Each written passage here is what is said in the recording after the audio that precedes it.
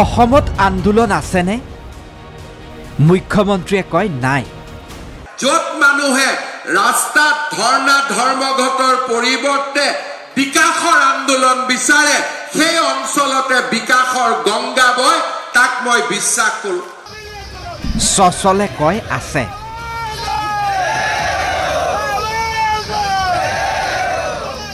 বিধানসভাৰ বাজেট অধিৱেশনৰ দ্বিতীয় দিনা এইদৰে উত্তাল হৈছে চচল। কেইবাটাও সংগঠনে এনেকৈ চচলত সাব্যস্ত কৰিছে প্ৰতিবাদী কাৰ্যসূচী। নিজৰ প্ৰাপ্য অধিকাৰ বিচাৰি পাকঘৰ এৰি প্ৰতিবাদত নামিল মধ্যাহ্ন ভোজনৰ ৰান্ধনী কৰ্মচাৰী। অসম বিধানসভাৰ বাজেট অধিৱেশনৰ দ্বিতীয় দিনা ৰান্ধনীসকলৰ মাহিলী পাৰিতোষিক বৃদ্ধিৰ দাবীত পুনৰ উত্তাল হৈ পৰে চচলৰ ধৰ্ণাথলী। চাকৰি নিয়মীয়াকৰণ, দৰমহা বৃদ্ধি আদিকে ধৰি 6টাকৈ দাবী উত্থাপন কৰি এওঁলোকে সাব্যস্ত কৰে প্ৰতিবাদ।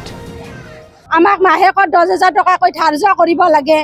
ৰান্ধা কামৰ বাহিৰেও আমি যিখিনি আমি কাম কৰোঁ 5-6 ঘণ্টা, গতিকে এই চৰকাৰখনে আমাৰ কোনো কামৰ নিৰাপত্তা নাই।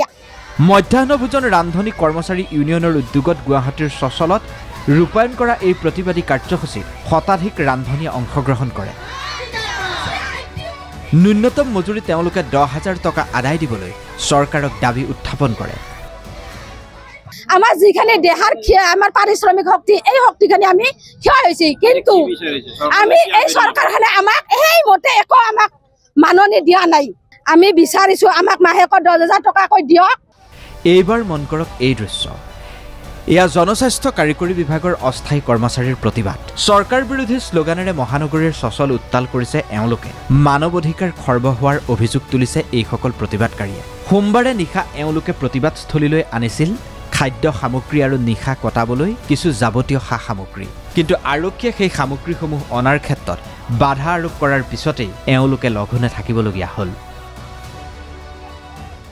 যোৱাকালি আমি খাদ্যৰ বাবে আমি দিনটো ইয়াত চিঞৰি থাকি পেলাই ৰাতি আমি খাদ্যৰ বাবে আমি টেণ্ট হাউচৰ পৰা কিছুমান বস্তু আনিছিলোঁ, যিখিনি আমাৰ ইয়াত খাদ্য মানে খিচিৰি বনাম খাম এনেকুৱা ধৰণে প্ৰশাসনৰ পিনৰ পৰা এইখিনি চব ঘূৰাই পঠাইছে। আমাক কালি খাদ্য ইয়াত খাব দিয়া নাই। জলমিত্ৰসকলৰ দাবী পূৰণ নকৰিলে আন্দোলন জংগী হ'ব বুলিও জনাই দিছে প্ৰতিবাদকাৰীসকলে। জেজেম অহাৰ পাছত এটা আঁচনিত এজন জলমিত্ৰ দিয়াৰ ফলত বহুসংখ্যক জলমিত্ৰক আমাৰ সমাজখনৰ পৰা আঁতৰত ৰখা হৈছে। 4 ফেব্ৰুৱাৰীৰ পৰা দাবী মানি নোলোৱা পৰ্যন্ত এওঁলোকে প্ৰতিবাদী কাৰ্যসূচী ৰূপায়ণ কৰিব বুলি জনালে সংবাদ মাধ্যমক।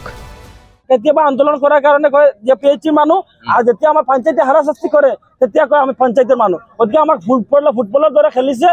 নাৰেংগীৰ পৰা শামছুল ৰহমান, DY 365।